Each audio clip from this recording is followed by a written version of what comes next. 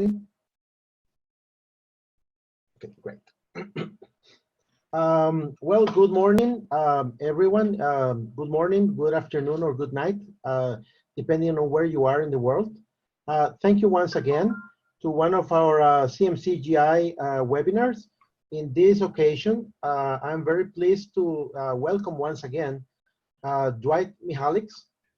Dwight is an international speaker, author, management consultant.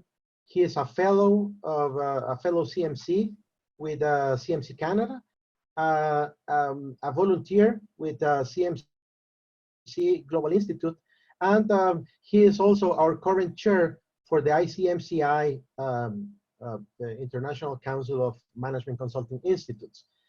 We are delighted to have Dwight in this occasion, giving us a briefing of the highlights of the international conference that just happened a few weeks ago in Nassau, the Bahamas.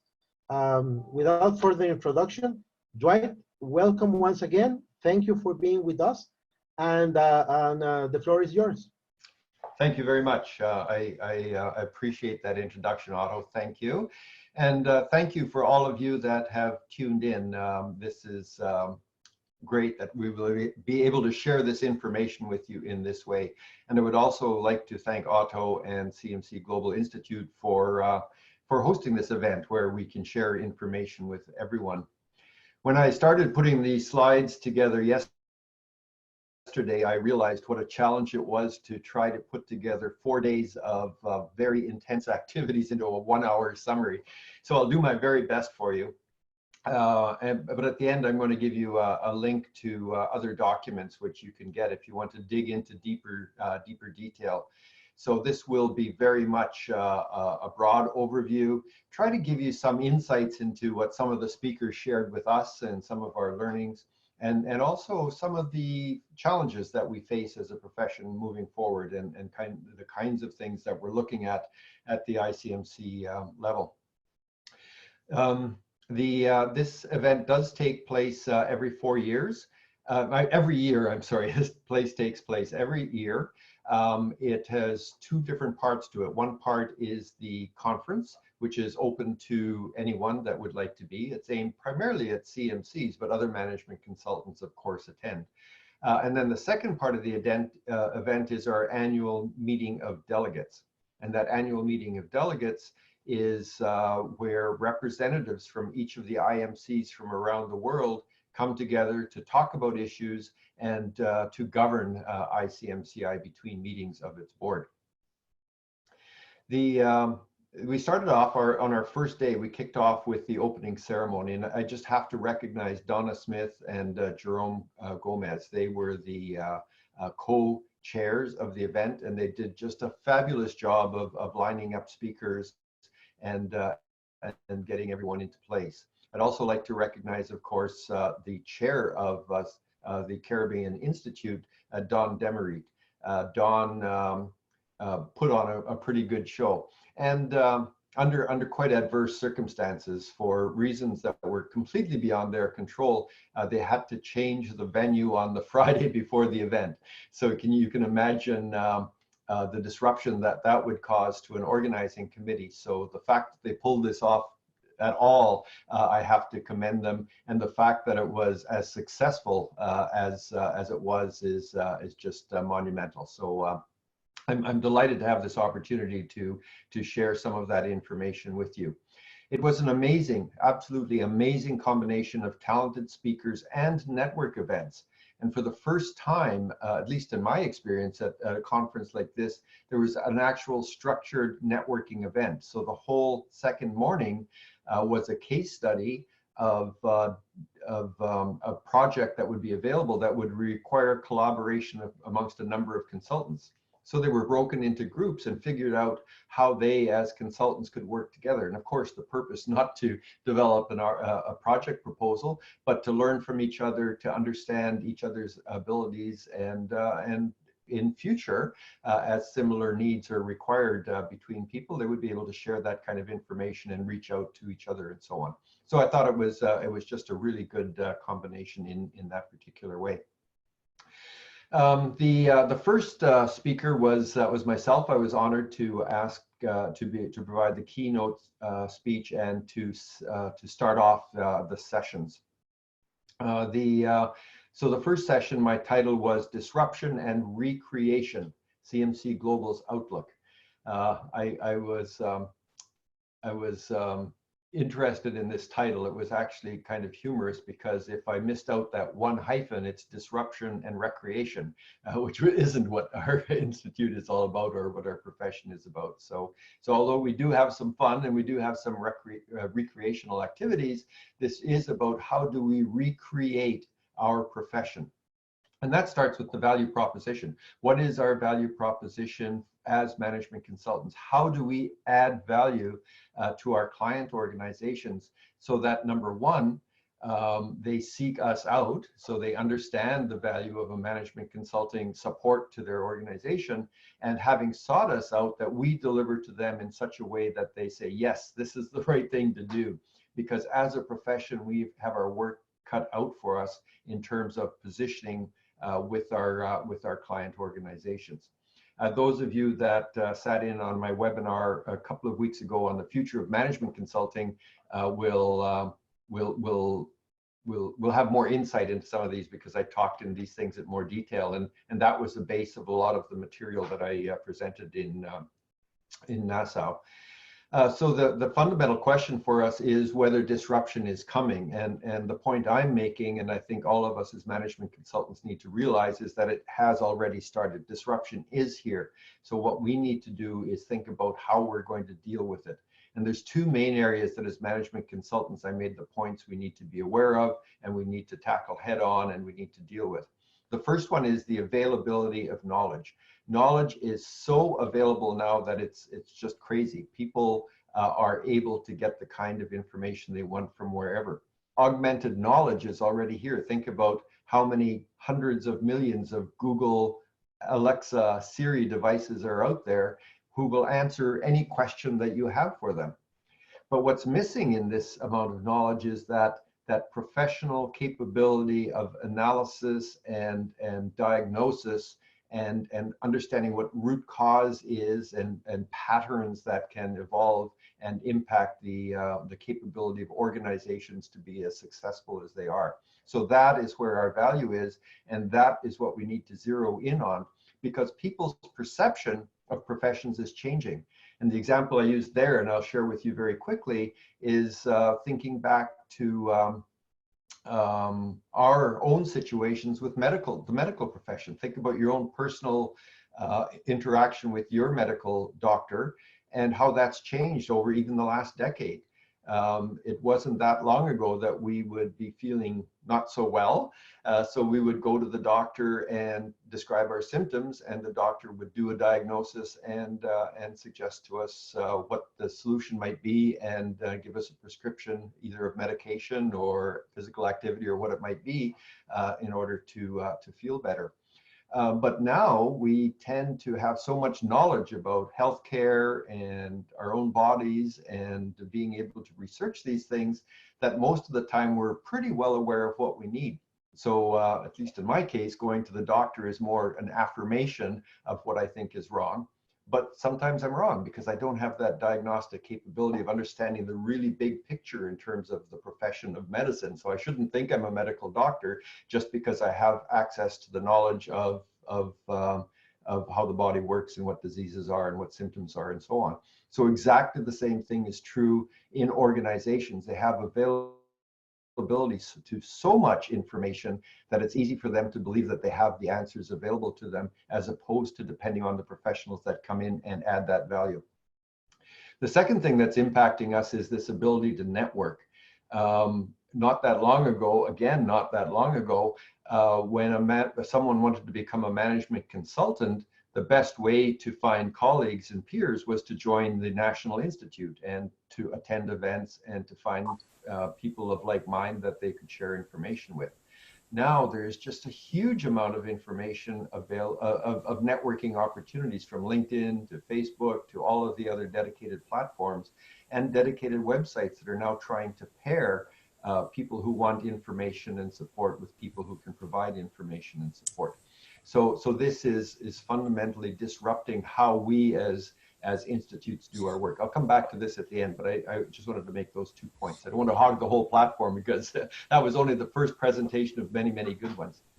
The second speaker was David Fields. David Fields is one who provides management consulting support to management consultants.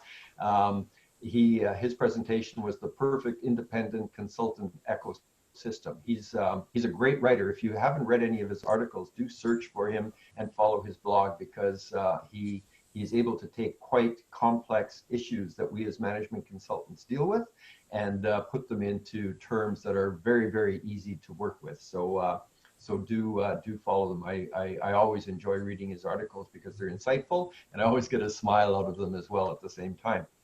So the main point he made in his presentation was that our success as consultants depends completely on relationships. And he described 6 core relationships that a successful consultant must have.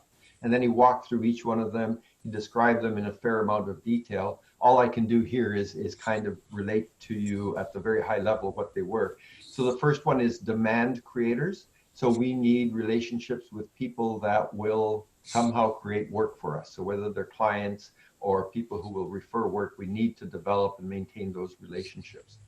The second one is around capacity suppliers. So these could be consultants in our own firm, or they could be colleague consultants in other firms, or they could be independent consultants as well. But they are individuals that can help us to provide the services that we need to provide to our clients.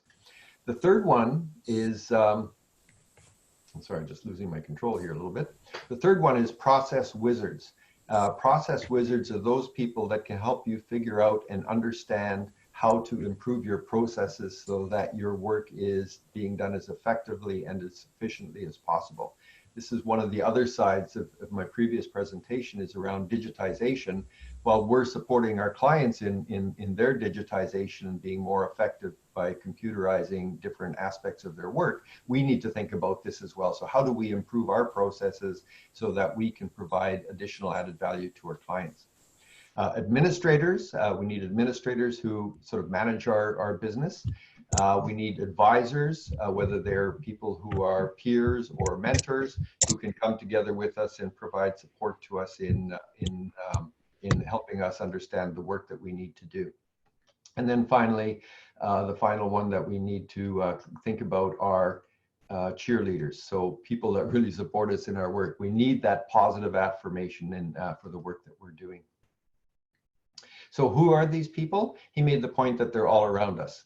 So that when we're networking, we just need to be able to reach out to people. And what he did stress is that we need to give before we get. If we're at a networking event, let's not go into it with the expectation of what we can get out of it. Let's go into it with the expectation of what we can learn about others and what we can do to help them be more successful. And then the rest will take care of itself. Listen before you speak, make sure that you're understanding what people have to offer, and you can categorize them into which one of these relationship buckets that they might fit as you move forward. My key takeaway in this one was set targets at the events. So how many new relationships do you want to build? If you just go in with kind of an open mind, you may get a few business cards, but not really have a really very good understanding of who these people are. But if you say, by the end of this event, I'm going to have 6 business cards and I'm going to understand the future relationship that I want to have with each of them, then that's a whole different thing. And by setting that target, it helps keep you more active and more likely to be able to do the kind of networking that you need to do. And this other hint that he gave right at the end, which I really appreciated, he says, don't mix personal and business relationships. So if you're sitting having a lunch with a colleague or friend or family member, and all of a sudden they're talking about something, you say, hey, I've got business. I could support them doing this, but your gut tells you, maybe this isn't the right time. It says, listen to that, because it probably isn't the right time. But what you need to do is build a bridge and say, oh, that's really interesting. Are you open to a separate conversation about this? So just disassociate the personal relationship from a future potential business relationship. He then talked about his book, which is A Guide to Winning Clients. he says, for the amount, he actually did it in a very humorous way. He says, for the 30 cents each that I get from them, I'm not trying to sell it to you because I want money. I'm trying to sell it to you because I really think it can help you improve your practice. So I pass on that message from David Fields. It was a great keynote for us. We then moved on to Therese Turner-Jones, and she addressed millennials in the consulting workspace. Because millennials are coming into the workspace, and we need to be aware of that. And the presentation didn't go in exactly the direction I thought. She talked more about the interactivity that's happening in the world, and how much more we're depending on interactive mobile devices. So now over 9 billion mobile devices. In 2018, we had 10 billion connected devices into the Internet of Things. And the projections are that that will grow to 64 billion by 2025. So think of that growth, it's absolutely exponential.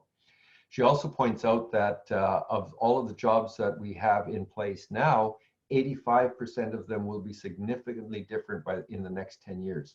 They'll be impacted by this availability of knowledge, by process improvements, by digitization, by all of those things that are happening. So we have to be aware of that disruption in the workplace. And she really underlined that cybersecurity is emerging as a major occupation. So because of this Internet of Things, cybersecurity has come up to be a cost of almost 1% of GDP in most economies. So this piracy, the ability of people to misuse the system is growing, and the opportunity is growing. So cybersecurity becomes an increasing concern for all of us. She then talked about the top quartile jobs. So top quartile jobs in terms of being most attractive, 49% of these top quartile jobs require coding skills. So digitization, coding, computerization is on the way. And then she walked through, it was a very fascinating for me example of Estonia, which decided a number of years ago that they were going to be a paper-free government, and that they were going to be digitizing everything that they possibly could. And the examples that she gave of the huge savings in terms of processes, availability of information that people have, their ability to get government services more quickly, more easily, and her attending cabinet meetings of the government where there's not a single piece of paper in the room, but computer screens at each place. So she says it is possible on a huge scale, like a government of a nation, and it's absolutely possible as well within organizations, and they are moving in that direction. I know I'm throwing a lot of information of you. I'm so excited. This is kind of a share, so you'll have access to these slides afterwards, so you can remind yourself. So sorry for the font of information coming at you, but here it is. So the next speaker was from ICMCI. It's Simon Haslam. He spoke on the National Consultancy Index. Simon is the chair of the ICMCI Academic Fellows Panel. I'm sorry, I missed the I on ICMCI here. He's the founding editor of the Management Consulting Journal. This is an absolutely important piece of the puzzle for management consulting going forward, having our own peer-reviewed management consulting journal. He's done with that with the Institute in the UK, and we're now exploring how we can leverage that for ICMCI. And he's undertaken research with academic fellows to really understand the management consulting profession and how it emerges as a profession in economies. So how do we find out when an economy is ready for the profession of management consulting? So this is one of the slides that he had that he presented, which looks at 5 key indicators. And what they've discovered by researching and analyzing dozens of different indicators in publicly available knowledge, these 5 indicators correlate extraordinarily highly with the size of management consulting professions in countries.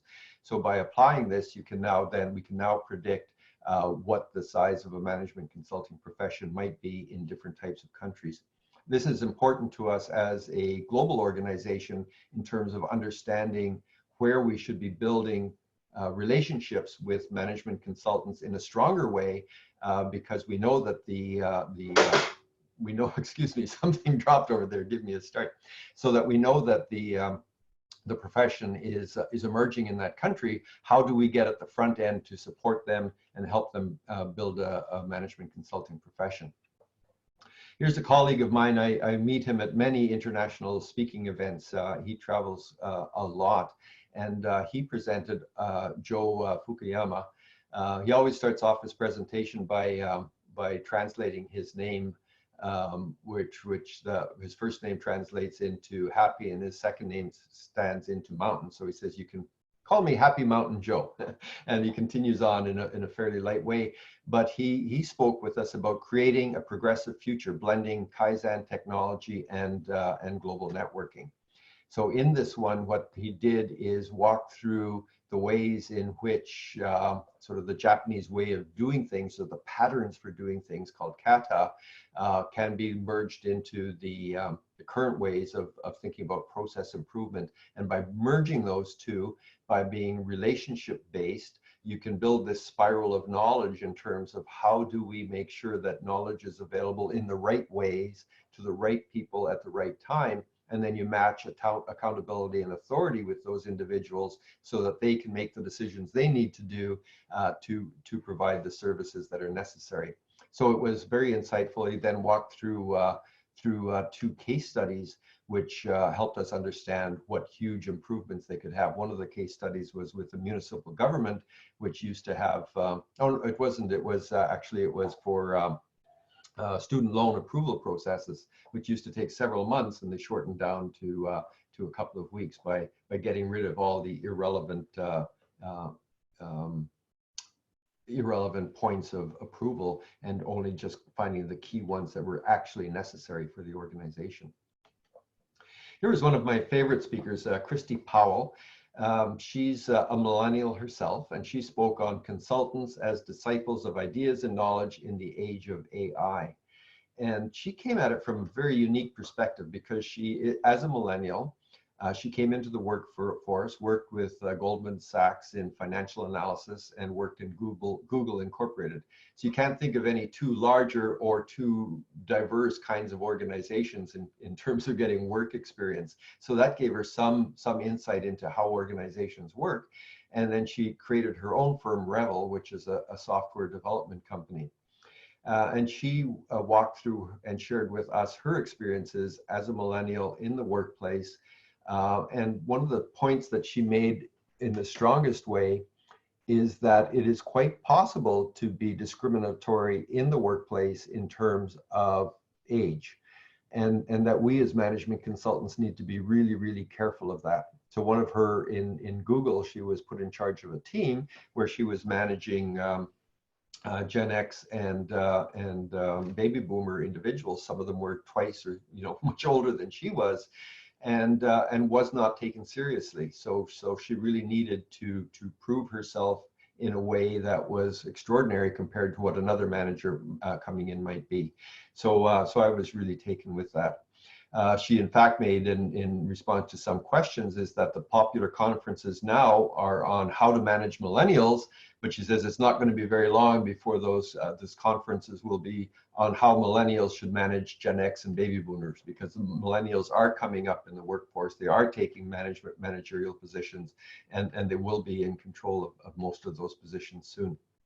I asked the question at the end, as a consultant, as having done consulting work herself and being in a startup, what is it that millennials starting out need? Because I wanted to get some kind of insight in terms of millennials that are entering the consulting profession.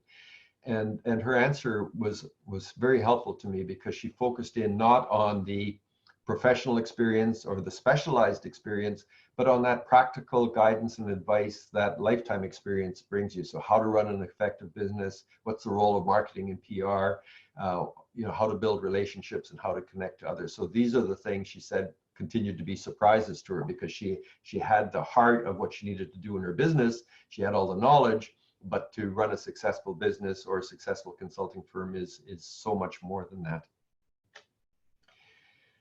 The next speaker was on building a competitive pricing model in an open market. This one he took quite a different perspective and really interesting for me in terms of the selling role. and how it applies to management consultants. So he came at it from the client perspective, which was very interesting, but gave it to us in terms that we as management consultants could understand. And the fundamental point that he made was that very often the selling and the buying roles get confused. This has to do with the knowledge availability that I talked about earlier, because often the client comes in believing that they know what the solution is for the problem that they're facing. So then in that case, they're actually doing the job of the seller, who should be selling what the solution would be for the problem that they're facing. So we need to be really careful as management consultants that we maintain our integrity in terms of the selling process, that even though they're describing what their problem is, we need to be able to get beneath that to understand how we can properly analyze what their problem is, and how we can help them to get that solution. In the internet world, he says, and this relates back to my knowledge point, it's no longer dumb and dangerous, now it's smart and dangerous. Because people have access to so much information, they feel they're smart and they have a lot of knowledge, but because they haven't applied those underlying analytical skills to be able to understand the root cause, they might be trying to solve the problems at the wrong level. So consultants need to be able to articulate the value and then defend the price. He says, don't be apologetic about your price, because if you can defend the value to the company, then you should be able to defend the price that you're charging. And he gave us a formula he calls CAP, which is the cost. So what are the costs of the problem to the client? Assess the client need and what the solution is that would be required to solve that problem and save those costs. And then the profit can be demonstrated against that investment that's required. And he says, don't talk about it as a cost, it's an investment. They're making an investment in you to help them solve a problem that is costing them money. So I love that orientation. So that's the lineup of the speakers. I did get called away from one of the sessions, which was on infrastructure in Bahamas, which was more of a localized content. So I didn't seek that one out. So you've got the 2-minute overview for each of the speakers from the conference. In the evening of the second day, we then went on to the Constantinus Award. This is our global award. It's an award that's presented to management consultants and their clients. So it's a dual award which recognizes excellence in management consulting.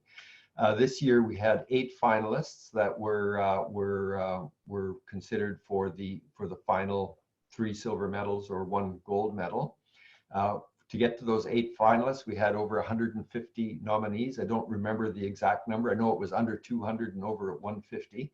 And we had nominees from over 20 countries. So this was really amazing. The Constantinus Award is starting to be positioned as a very strong award for excellence in management consulting.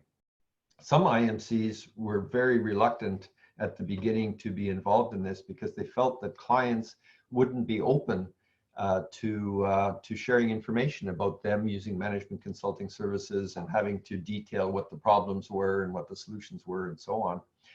But those countries that have tried it, and where I've talked to individuals where they had that concern, they found it was the opposite was actually true, that a consultant coming back to a client and saying, you know, this was a great project, I think it's world class, I think we should think about applying. You apply at the country level first, and then the top finalists, each country get moved up to the international level. If the clients actually respect that and are willing to cooperate, and it then even increases the consultant's knowledge further about that project, the client's perspectives of it, and get even further insight to what's happened since the close of the project. This year, the gold medal winner was from China. It's the Beijing Jingyi Wanzhai Technology Company Limited. I'm delighted that I was invited to travel to China next, actually I leave tomorrow, so later this week, for a press conference where they'll be announcing the gold medal winner, and the silver medal, one of the silver medal winners was from Shanghai. So this is just an amazing achievement for China. And the gold medal winner was the first CMC firm in China. So I'm really excited to meet with them again. I met them earlier this year, and to share this information with them and to celebrate with them in winning this award. So the Constantinus Award was kind of the final closing of the conference. We then moved on to the annual meeting of delegates. The delegates are selected and elected by each national institute, depending on the size of the institute. So if you have over a certain number of members, you can have up to 4 delegates, and up to 3, and up to 2, and at the entry level, you have 1 delegate each. So we had about 25 delegates in the room from 49 voting members.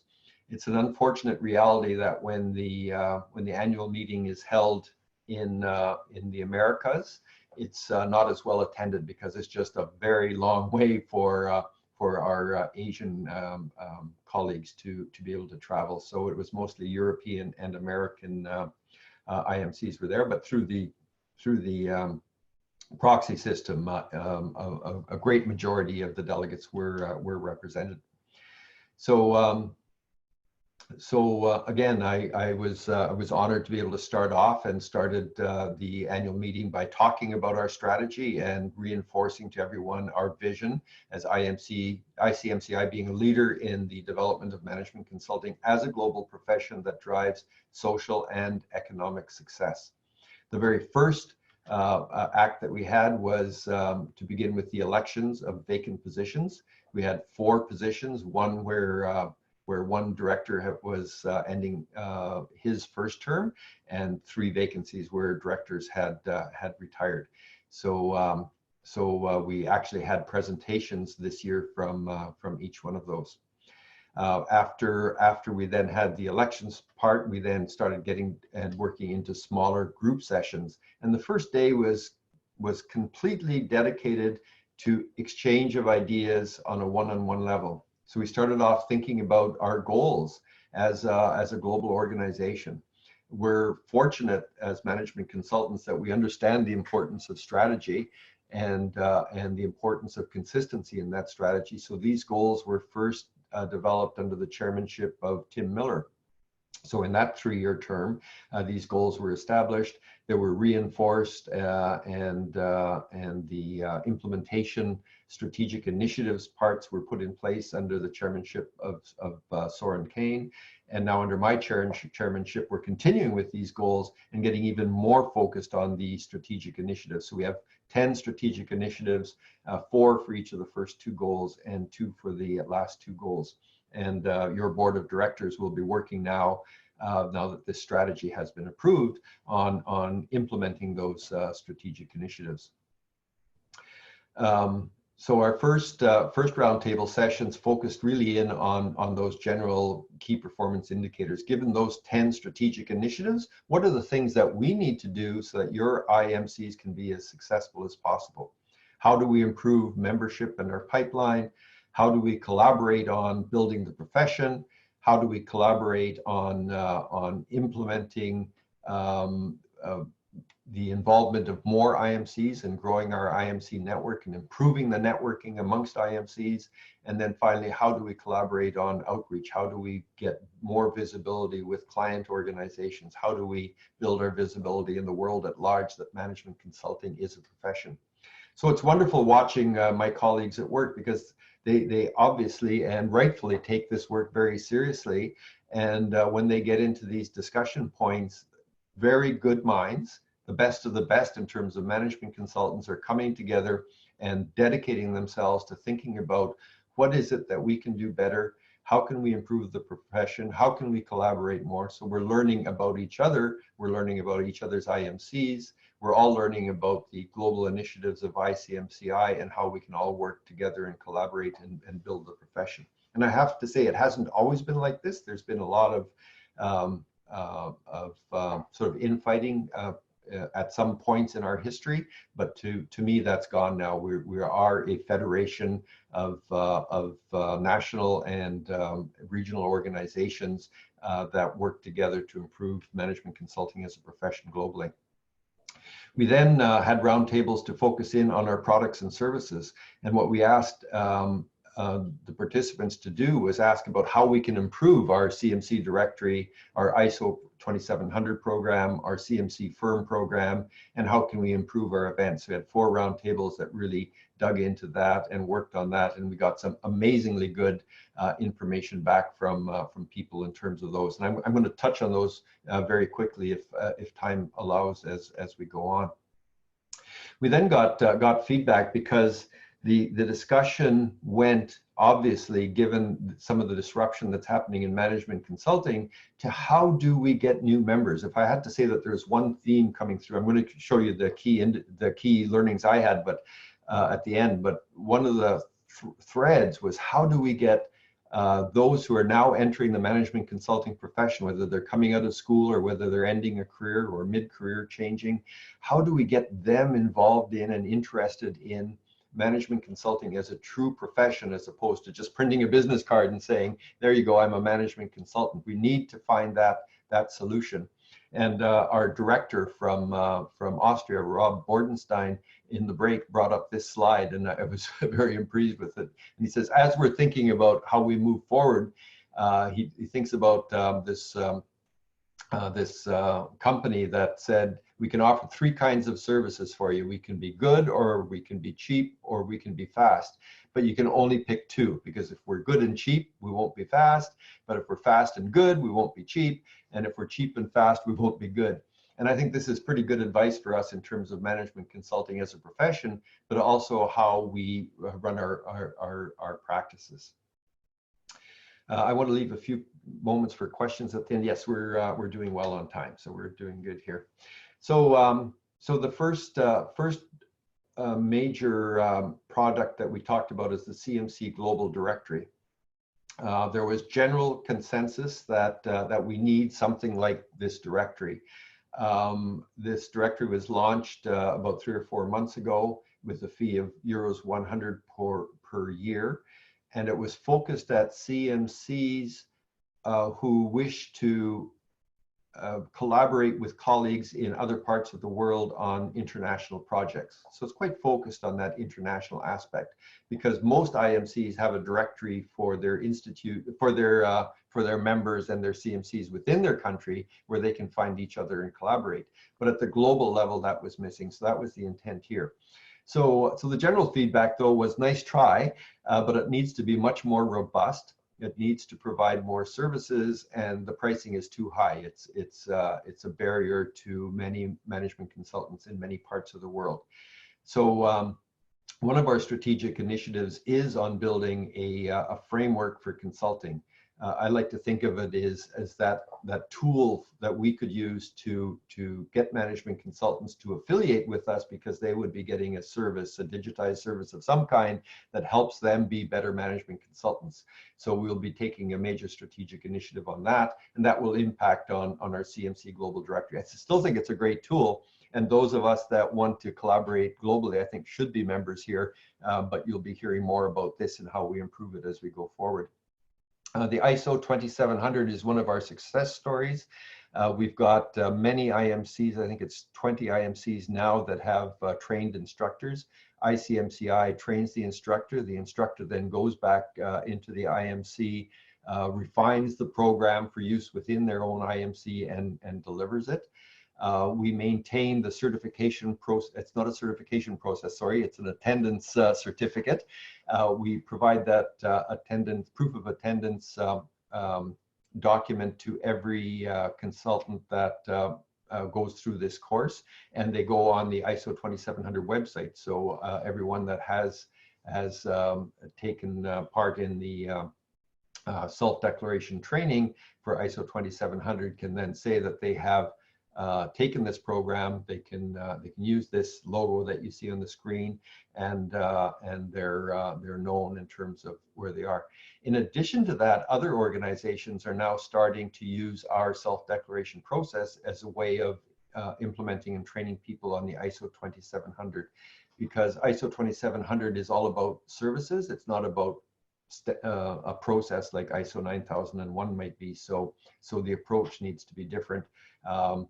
Check out the ISO 2700 website if you'd like more information on that. And we do have also on the CMC Global Institute. We have a 1-hour webinar that overviews this program as well. Oh, I'm sorry, I was making the point and I distracted myself. So other organizations have now started picking this up. So EBRD is now has a contract with us to train this, and they give us a royalty per student. And another consulting organization in the food industry, not management consultants, but food industry consultants, has also adopted this program and pay us a royalty on this. So it's starting to really pick up momentum. The CMC Firm is an amazing project. This is also starting to gain momentum, and this is not unlike the CMC Directory, but at the firm level. So if you're a small to mid-sized firm and you've got global aspirations, you need to cooperate with firms in other countries for those big international and global projects. So if you want to enter into another country, having a local affiliate is helpful. If you want to develop a global project for a global client organization, you often need a reach that's greater than you can as a small to mid-sized organization. So all of those goals are met here. It's a way of firms networking with each other. There's a minimum amount of CMCs that are required in the firm, and there is an assessment process. So they are formally assessed to ensure quality of the firm, so that everyone who is a member of the CMC firm can join. You can see the web address on the bottom of this slide to learn more about CMC firms, www.cmcfirms.cmc-global.org. So following these discussions, we had roundtables where people focused in on more the institute-related issues. So membership growth in established IMCs, sustaining and growing IMCs that are run completely by volunteers, two very different kinds of solution sets, KPIs, results and implications for IMC sustainability. So how do we help? How do we sort of measure our ability as IMCs to be doing what we say we are, and how do we improve ourselves going forward? And then finally, our Professional Standards Committee at ICMCI is looking at creating a client survey so we can learn more from our clients in a professional way. So that work is coming, and all of these are coming in. So again, we had reports from all of these, and I want to give you a couple of slides of the key takeaways. So number one, there is this growing consensus that our profession is in disruption. We need to find the pathway for new consultants to our institutes. So what is that pathway that makes sense for new entries into our consulting organizations? ICMCI should be the information source of choice for the profession. We need to be the voice of the profession, and we need to be kind of that Google for management consulting, what it is and how one does it. And we're not, but we need to be. We need to use digital platforms in new, bold, and exciting ways. Several delegates stood up and said, we need to be bold. We need to take steps that can prove our worth to the profession. This point was made, and it really resonated with me, that institute membership may not be valued as much anymore, but people still do belong to things. So they may belong to, they're a member in Facebook, they're a member of LinkedIn, they're a member of whatever. They're members of things that provide perceived value to them. So people haven't stopped being members, but they've stopped being members in professional associations. The same kind of issue we're facing with membership of consultants coming into our institutes is being faced by every professional association around the world. It's a major issue. In fact, there's a lot of consultants now getting into that field to try to help associations understand how to reinvent themselves so that they can be more relevant to their membership. So it's exactly the same to us. We have to let go of our old paradigms, because we can't just keep doing more of the same and expect that we're going to do better. We have to think about what is that new way of providing value-added services to our future membership that will attract them in. And if we build that right environment, it will support collaboration, and we will build the profession. We will be successful, and ICMCI can be reinvigorated, and all of us collaborating as IMCs can be stronger and better as a result of that. For ISO 2700, one of the takeaways was that we need to focus more on the clients, that the clients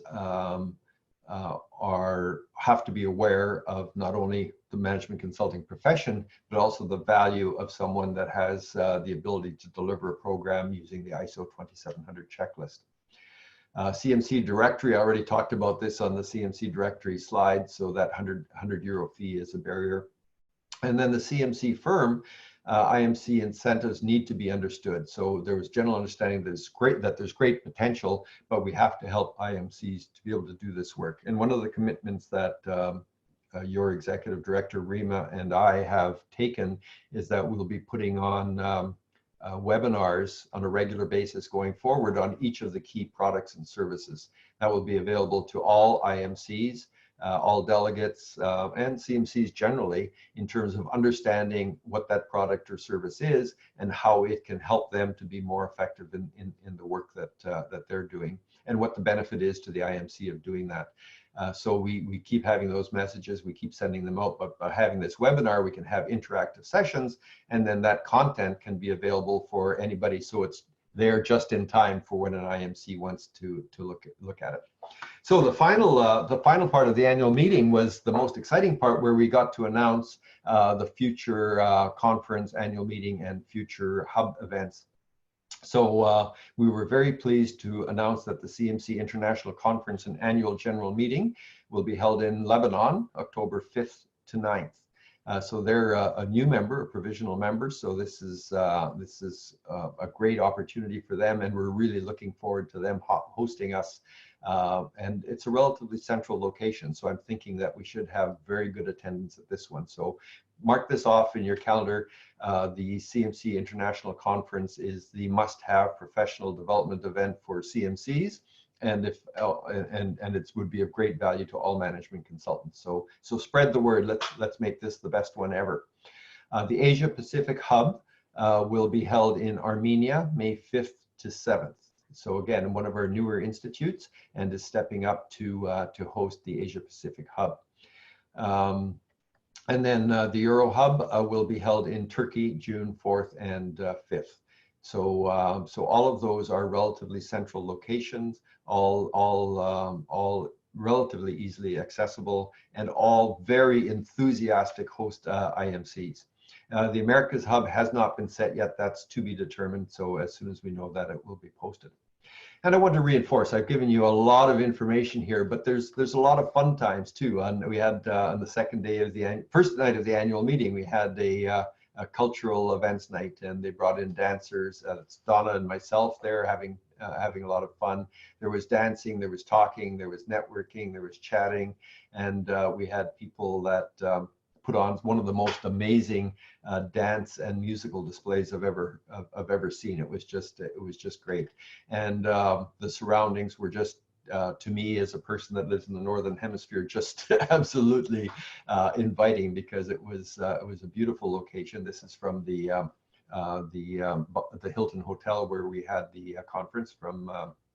Actually from my room window, so you can't get a much better place than that for holding a conference. And each of the upcoming events that I just talked about will be in beautiful surroundings as well. So we have the environment, we have our colleagues, we have great content. It's just they're things we must do. I can't take credit for all this amazing work that's happened over the last year of my first term. And I do want to thank our board of directors of 2018, 2019. They all did great work. They all really stepped up to the mark and did amazing work. Robert Bordenstein, who you see on the lower left here, was at the end of his first term and stood for re-election. And Kim, the secretary, Kim, the secretary, Elena, who is one of our directors, and Anka, one of our directors. So those three retired at the end of their terms. And Anka, in fact, stepped in for a one-year interim appointment to be treasurer, because with my election to chair, we didn't have a treasurer. So we asked her to step up, and she did step up to the mark and do that work for us for a year, but wasn't able to continue on. And of course, our executive director, Rima, and her executive assistant, Husseima, have done amazing, fabulous work for us in terms of coordinating us and keeping us on track. Following the election, I'm absolutely delighted to name our new directors. Robert was re-elected. Congratulations, Robert. I'm just delighted. He's been the lead on our ISO 2700 program, and he's done a great job. He was actually the chair of the ISO committee that developed that, and now he's leading the checklist and how we will go about implementing the training for that program. Johanna Luka from Albania was one of the next director that was elected. Then Gergana Markalova from Bulgaria was elected. Sorry, the writing's really small on my screen here. And then Zhang Yanyan from China were elected. So we've got some younger people. We've got a better mix of male and female. So it's a more diverse board than we have in ages. Good representations from the Americas, from Europe and Asia. It's going to be an amazing team. I'm really looking forward to working with them. So that is the end of the main content. I want to leave a couple of moments for Q&A, which we will have. We'll have 4 minutes, I think. I do want to refer you though to cmc-global.org. This website is amazing. Rima and Husseima have built this up over the last couple of years to be just a mountain of resources for us. If you want knowledge about anything, you can go there. I wanted to point out to you specifically though, from the main page, if you go on IMC's execs and delegates, I think I can get my highlighter working here, my laser pointer, yeah. So if you go onto this section, the ICMC executives and delegates section, there's a drop down comes, you come down to documentation, this little window opens and you come over here to latest annual meeting. Click on that. You don't need a password or anything. Click on that, and that will give you all of the documents that were submitted to the annual meeting. And the key one that you must download is this ICMCI Annual Report 2018-2019. It's in a lovely graphical format and gives you information on all of our programs and services over the past year. The second document that would be of interest to you is our strategy 2020-2022.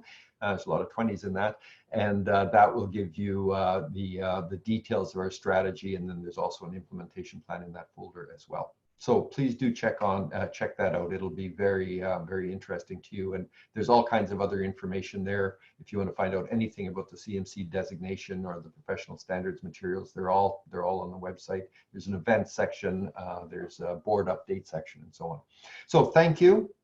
And thank you, Otto. I know I talked like a racehorse here, but I do want to answer any questions you may have. I will make this, I see in the chats here, yes, I will make a PDF of this available to you through Otto. So all the registrants will can get a PDF of this. And I think a recording will be available. Otto can tell us how that might be accessed. So any questions?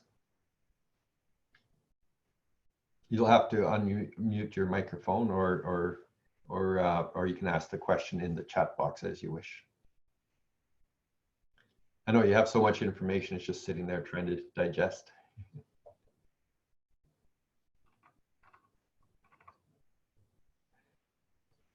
Otto, would you like to wrap up while people are thinking about that? Yes. Well, no, just thank you so much for this whole load of information, actually. So I get beyond thanking you once again for your time and for your insights into our profession. I get the takeaway feeling that times are changing. Mm-hmm. And if we want to move our practices ahead to the next chapter of a management consultant, we need to pay attention to what is moving, I guess. Mm-hmm. Yes. And can you say a bit about the recordings? I've got a question in the chat here about the future of management consulting recording and this one as well. Yes. Let me. We are making available most of the recordings that we do in our learning management system. There's a small administrative fee because of the system. but in general terms, they're very they have a very low price. The intention is not is making it very accessible. So if you go to our page, I can send all the registrars the information about our professional development page. There you can see what are the next webinars that will be that are on the schedule, and also our learning assets or our webinars, our recorded activities that are available from the LMS. Okay, that's excellent. Thank you very much. So, and I'll send you a PDF right after this. So if you could send that around as well. Yeah, I had several people ask for that. Well, thank you, everyone. This was amazingly well attended. I really appreciate your attention, and it's so nice to be able to get this information out, even though in a condensed, heavy version. And I thank you for your close attention. And if any other questions occur, you know, I'm always available. Please feel free to email me.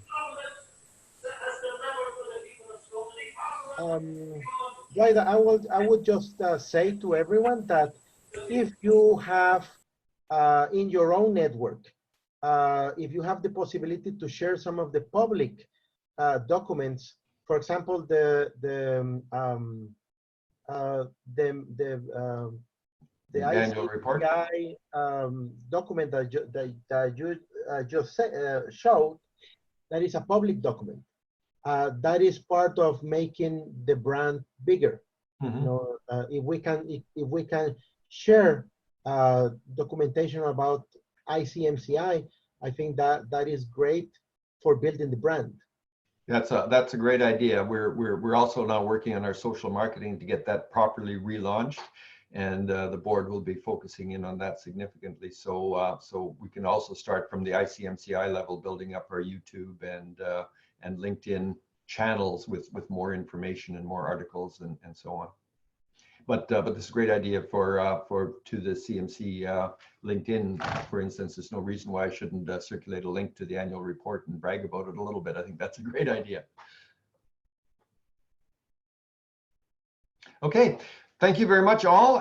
It's a minute past the hour, and again, thank you very much for your attention. And please do feel free to reach out if any questions come to you afterwards. Thank you, Art, for everything, and see you on the next in the next online activity. You bet. You bet. Thanks very much. Bye-bye. And thanks again for hosting this, Otto. Bye.